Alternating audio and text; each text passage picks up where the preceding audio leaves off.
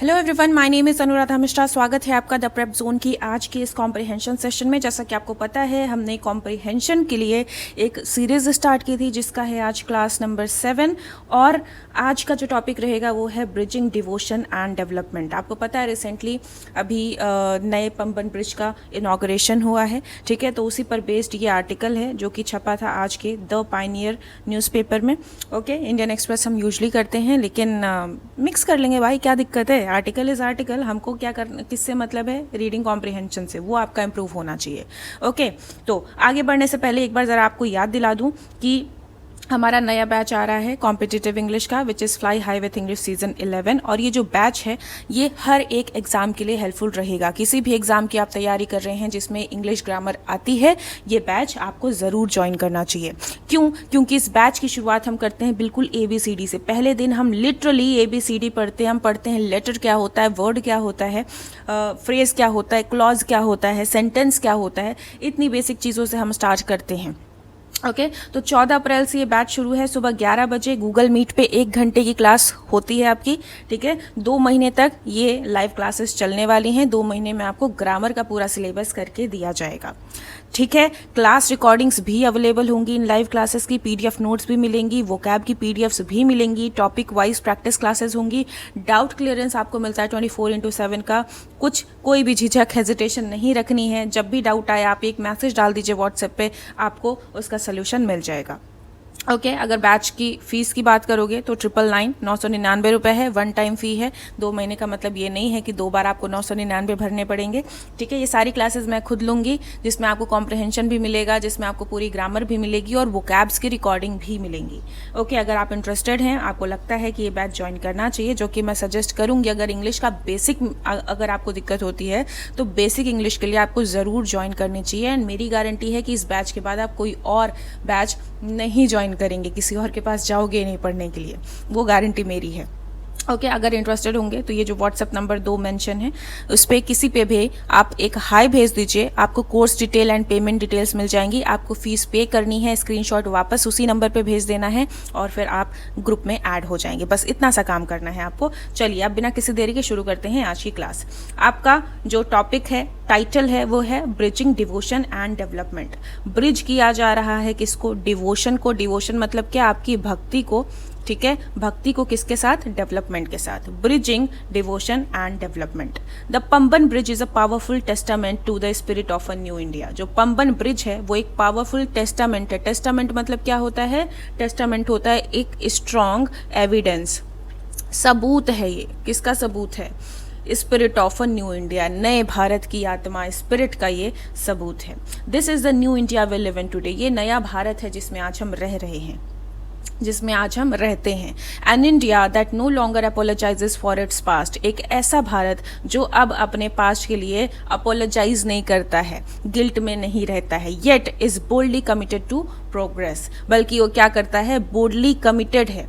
Boldly क्या है? Committed है। किसके लिए? प्रोग्रेस के लिए, ठीक है, इनोवेशन के लिए। And forging meaningful connections with the modern world. Forging मतलब क्या होता है? शेपिंग, क्रिएटिंग, ठीक है, शेपिंग, और यू कैन से क्रिएटिंग, जो क्रिएट कर रहा है, शेप कर रहा है मीनिंगफुल कनेक्शन किसके साथ? मॉडर्न वर्ल्ड के साथ। अब हम पीछे नहीं हैं। In a monumental step towards engineering excellence and spiritual connectivity, prime minister Narendra Modi inaugurated the new Pamban bridge in Rameswaram on the auspicious occasion of Ramnavami.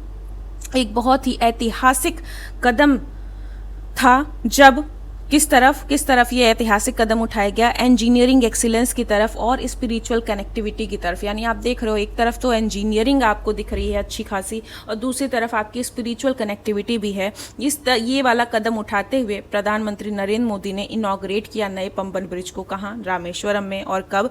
तो शुभ अवसर पे। कौन से अवसर पे? रामनवमी। रामनवमी के शुभ अवसर पे प्रधानमंत्री मोदी ने नया पंबन ब्रिज इनॉग्रेट किया, जो कि एक कदम था इंजीनियरिंग एक्सीलेंस और स्पिरिचुअल कनेक्टिविटी की तरफ। Okay, this architecture marvel the first vertical lift sea bridge in India. ये जो है एक तरह का आर्किटेक्चरल अजूबा है, ठीक है, जो कि क्यों कहा जा रहा है इसको अजूबा, क्यों कहा जा रहा है? क्योंकि ये first vertical lift sea bridge है इंडिया में, ठीक है। यानी कि एक ऐसा सी ब्रिज जो वर्टिकली लिफ्ट होता है, not only symbolises the seamless integration of tradition and technology but also stands as a proud testament to new India's relentless pursuit of innovation. ये ना सिर्फ सिंबलाइज करता है किसको, seamless integration of tradition and technology, मतलब कि ये एक ऐसा मिक्सचर है। सीमलेस मतलब आपको पता ही नहीं चल रहा है कहाँ पे दोनों चीज़ें अलग अलग हो रही हैं। ये बिल्कुल एक मिक्सचर है, इंटीग्रेशन है किसका, ट्रेडिशन का और टेक्नोलॉजी का, ठीक है। ये ना सिर्फ एक ऐसा सिंबल है बल्कि ये एक प्राउड एग्जाम्पल है, प्राउड एविडेंस है न्यू इंडिया के रिलेंटलेस परसूट ऑफ इनोवेशन का। रिलेंटलेस मतलब कंटिन्यूअस, जो कभी रुके ही नहीं, परमानेंट है, ठीक है, नेवर सीजिंग है, कंटिन्यूअस परसूट मतलब फॉलो करना, किसको फॉलो कर रहे हैं, इनोवेशन को, ठीक है। तो हम एक तरफ इनोवेशन की तरफ बढ़ रहे हैं और दूसरी तरफ हमने ट्रेडिशन का हाथ नहीं छोड़ा है, ट्रेडिशन प्लस टेक्नोलॉजी दोनों चीज़ें चल रही हैं। The new Pamban bridge spanning 2.08 kilometres with 99 spans and a central vertical lift span of 72.5 metres is a spectacular feat of modern engineering. ये जो नया पंबन ब्रिज है कितना बड़ा है, 2.08 किलोमीटर लंबा है ये, ठीक है। और इसमें 99 स्पैन्स हैं और जो सेंट्रल वर्टिकल लिफ्ट स्पैन है वो है 72.5 मीटर्स का। ये एक स्पेक्टेकुलर फीट है, फीट मतलब अचीवमेंट है, ठीक है। क्या है ये, अचीवमेंट है मॉडर्न इंजीनियरिंग का। विथ एन इन्वेस्टमेंट ऑफ, कितना पैसा लगा भैया, 550 करोड़ रुपए लगे इसमें। And this bridge connects Rameswaram, जो कि एक एंशियंट पिलग्रिमेज साइट है, किससे जोड़ता है, रामेश्वरम को इंडियन मेन लैंड से जोड़ता है। कभी गूगल अर्थ पे जरा सर्च करिएगा, आपको चीजें दिखेंगी, ठीक है। The vertical lift mechanism can raise the bridge deck up to 70 meters। जो vertical lift mechanism है वो इस ब्रिज के डेक को लगभग 17 मीटर ऊंचा उठा सकता है, रेज कर सकता है, allowing the passage of large ships। यानी उस ब्रिज के नीचे से अगर बड़ी शिप्स को जाना होगा तो बहुत आराम से जा सकती हैं। This capability positions India among a select group of nations with such advanced infrastructure। ये जो योग्यता है इस ब्रिज की वो पोजीशन कर देती है, भारत को उठा के रख देती है। कहाँ पे रखती है, तो एक ग्रुप ऑफ नेशंस, कुछ सिलेक्टेड ग्रुप ऑफ नेशंस के बीच में जिनके पास ऐसा एडवांस इंफ्रास्ट्रक्चर है। हर किसी के पास नहीं है, कुछ ही देशों के पास है और India is now one of them. Equipped to handle dual railway tracks. अब इसमें क्या क्या चीज़ें हैं भाई, ये हैंडल कर सकता है। इसमें डुअल रेलवे ट्रैक्स हैं, ठीक है, and designed with a special polysiloxane coating for long term resilience against the corrosive marine environment. अब आपको पता है भैया समंदर में ये पुल बना हुआ है, ब्रिज बना हुआ है ना। अब समुंदर का पानी है तो वहाँ पे ह्यूमिडिटी आपको देखने को मिलेगी। अब समुंदर का पानी है तो वहाँ पे कोरोजन भी देखने को मिलता है। तो उस कोरोजन से बचने के लिए क्या है, पॉलीसिलॉक्सेन की कोटिंग भी की गई है जो कि लॉन्ग टर्म रेजिलियंस देगा, ठीक है, प्रतिरोधकता देगा, किसके खिलाफ, कोरोसिव मरीन इन्वायरमेंट के खिलाफ, कि भैया कोरोजन नहीं होगा। Okay, new Pamban bridge represents a blend of robust functionality and future readiness. अभी जो नया पंबन ब्रिज है वो आपके सामने क्या रिप्रेजेंट कर रहा है, तो एक ब्लेंड यानी मिक्सचर रिप्रेजेंट कर रहा है किस चीज का, एक तो हमारी रॉबस्ट फंक्शनैलिटी का और दूसरा फ्यूचर रेडीनेस की, हम फ्यूचर के लिए तैयार हैं। हमारा टाइम के साथ जो इनोवेशन है, जो इंफ्रास्ट्रक्चर है, जो आर्किटेक्चर, ये सारी चीज़ें हमारी धीरे धीरे इम्प्रूव हो रही हैं, फ्यूचर के साथ हम चलने को तैयार हैं, ठीक है। नेक्स्ट कहता है द ओरिजिनल पंबन ब्रिज, जो कि कब बना, 1914 में बना बाय ब्रिटिश इंजीनियर्स, जिसे ब्रिटिश इंजीनियर्स ने बनाया। Served as a lifeline for over a century. काम क्या था इस ब्रिज का, सीधी बात है, रामेश्वरम को मेनलैंड से जोड़ रहे थे, है ना। तो लगभग सोचो 1914 में ये बना था, ब्रिटिश इंजीनियर्स ने बनाया था उसको, बिल्कुल ये लाइफलाइन की तरह इसने सर्व किया है। एक सेंचुरी से भी ज़्यादा, 2014 में ही एक सेंचुरी हो गई थी, है ना।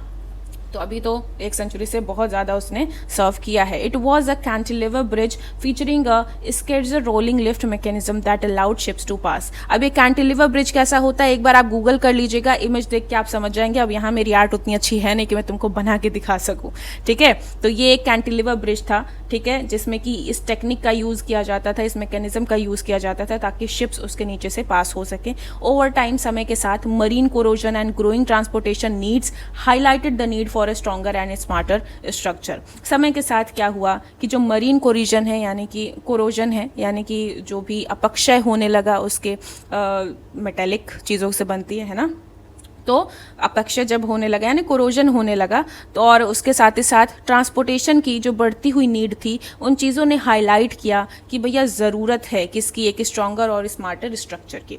इन 2019 में Modi government approved the construction of this replacement. 2019 में इस पुल को अप्रूवल मिल गया था कि भाई एक नया रिप्लेसमेंट पुल यहाँ पे बनेगा, ठीक है। एंट्रस्टिंग द प्रोजेक्ट, जिसमें एंट्रस्ट किया गया, विश्वास किस पे किया गया, इस प्रोजेक्ट के साथ विश्वास किस पे किया गया, रेल विकास निगम लिमिटेड पे, कि भैया लो तुम बनाओ, जो कि क्या है, रेल विकास निगम लिमिटेड क्या है, नवरत्न PSU है under the ministry of railways. Okay, now अब the new structure stands not only as a replacement but as a remarkable upgrade. अब जो नया स्ट्रक्चर है वो ना सिर्फ एक रिप्लेसमेंट के तौर पे आपको खड़ा हुआ दिख रहा है, बल्कि एक बहुत ही रिमार्केबल अपग्रेड भी है भाई।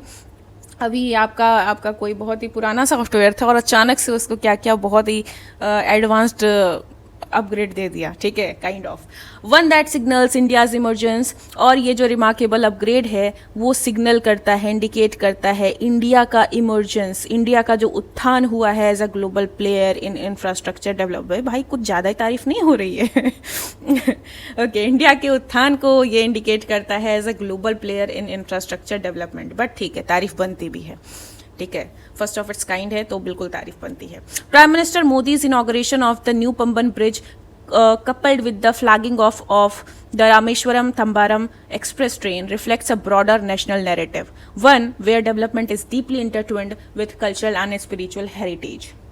प्राइम मिनिस्टर मोदी का जो इनॉग्रेशन था, ठीक है, उन्होंने जो इनॉग्रेशन किया नए पंबन ब्रिज का, जो कि अब सिर्फ इनॉग्रेशन खाली धागा काटने थोड़ी आए थे, डोरी काटने थोड़ी आए थे, साथ में और क्या हुआ, फ्लैग ऑफ किया, चलाया गया क्या, रामेश्वरम तंबारम एक्सप्रेस को इस पुल से गुजारा गया, ठीक है। तो ये चीज़ रिफ्लेक्ट करती है मतलब दिखाती है क्या, एक ब्रॉडर नेशनल नैरेटिव दिखाती है। कौन सा नैरेटिव, कि भैया देखो डेवलपमेंट इज डीपली इंटरट्विंड कल की क्लास में भी आया था, मतलब डीपली वो कनेक्टेड है, लिंक्ड है, किसके साथ, डेवलपमेंट किसके साथ लिंक्ड है, कल्चरल और स्पिरिचुअल हेरिटेज के साथ भी यहाँ आपको लिंक होता हुआ दिखता है, ठीक है।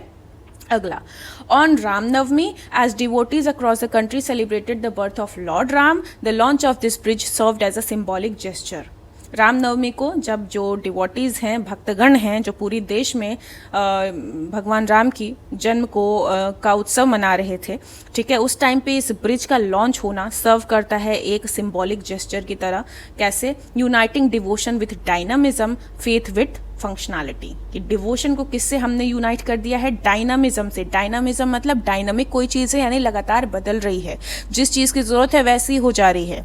जैसे कि अभी तुम पढ़ाई करने बैठे हो तो बस तुम पढ़ाई ही कर रहे हो, तुम वैसे ही हो। फिर जब बात आती है खेल की तो तुम खेल में भी एकदम इक्वली उतने ही अच्छे हो, नाच गाने की बात आती है फिर भी उतने ही अच्छे हो, ठीक है, यानी कि जैसा आपको माहौल है उसी हिसाब से आप अडाप्ट हो जाते हो। तो डिवोशन विथ डायनामिज्म, ये बदलाव लगातार आप में है, और faith with functionality. Under prime minister Modi's leadership India has been ticking off one technical milestone after another.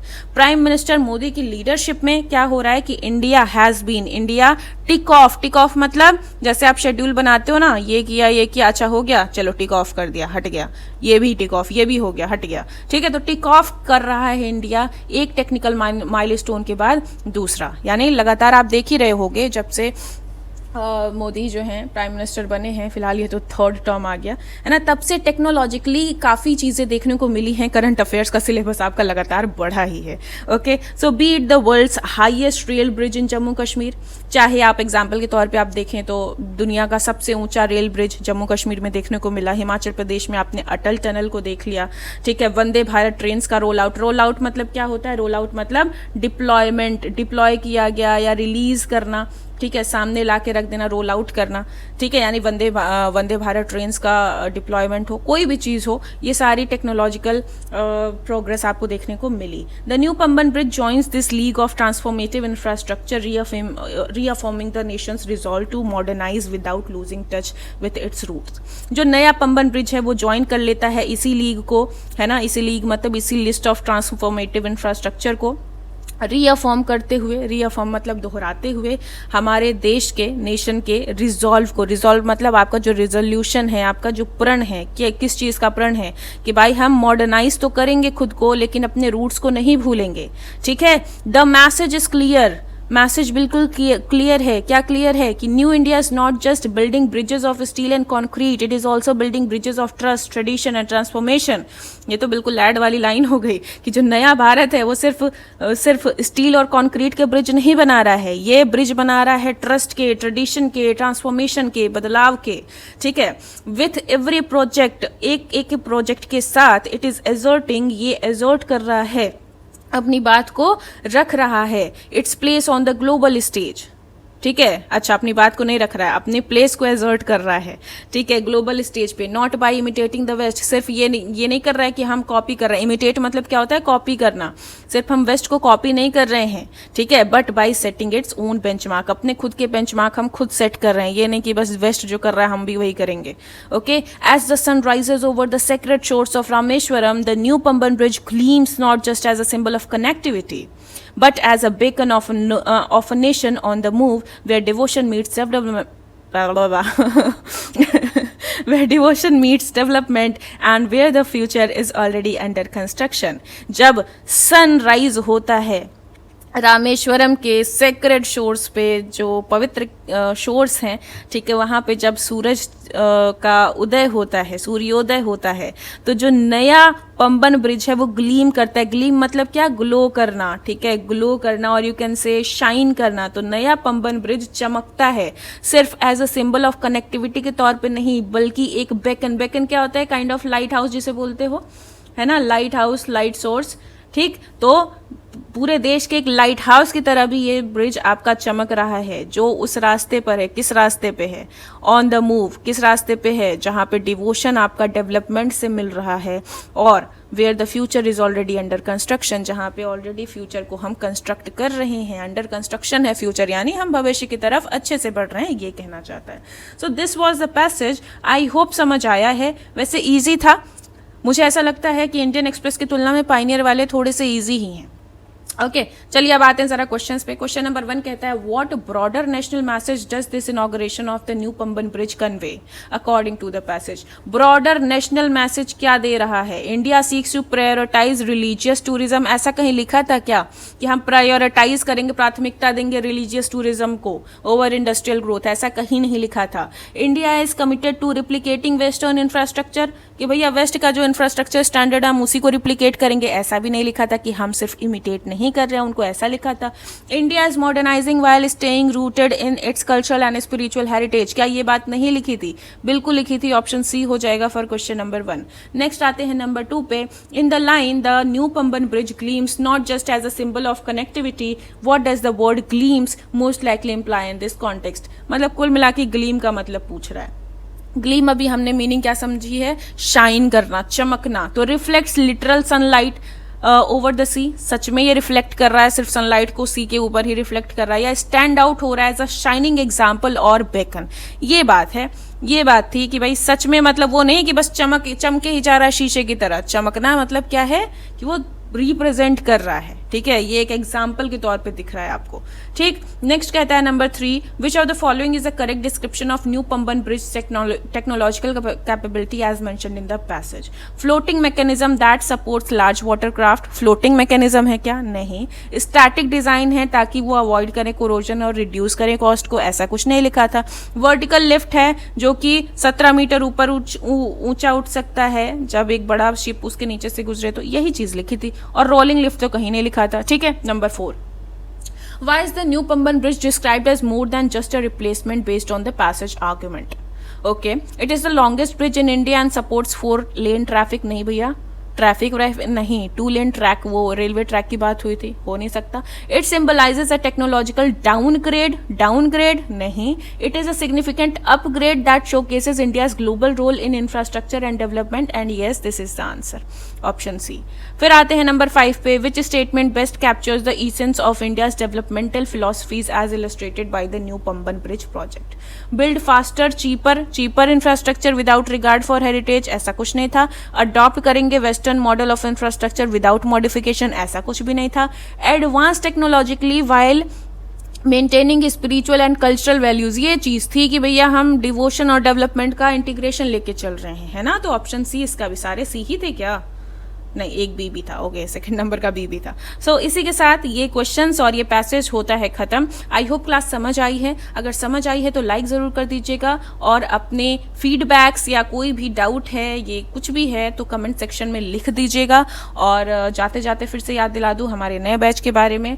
तो अगर आपकी इंग्लिश में आपको थोड़ी भी दिक्कत आती है, कभी ऐसा लगता है कि यार पूरा सिलेबस तो हमने कर रखा है फिर भी हमसे क्वेश्चंस नहीं हो रहे, तो भी आपको ये बैच ज़रूर ज्वाइन करना चाहिए। मैं बता रही हूँ कि ये बैच अगर आप ज्वाइन करते हो तो बहुत ज़्यादा हेल्पफुल होगा। जैसे हमको लगता है ना, बहुत सारे डाउट्स होते हैं, हमें लगता है हमको इंग्लिश आती है, बहुत अच्छे से आती, क्यों? क्योंकि हम बोल ले रहे हैं, हम समझ भी ले रहे हैं, लेकिन पेपर में आप फंस जा रहे हो, है ना, ग्रामर में आप फंस जाते हो जब पेपर आता है। तो वही बेसिक चीज़ें हैं जो हम इस बैच में कवर करने वाले हैं, आपको ज़रूर ज्वाइन करना चाहिए। बाकी अगर चैनल पर नए हैं तो सब्सक्राइब ज़रूर कर लीजिएगा, और हम मिलते हैं अगली क्लास में। तब तक के लिए ध्यान रखिए, पढ़ते लिखते रहिए। Tata, bye bye, take care and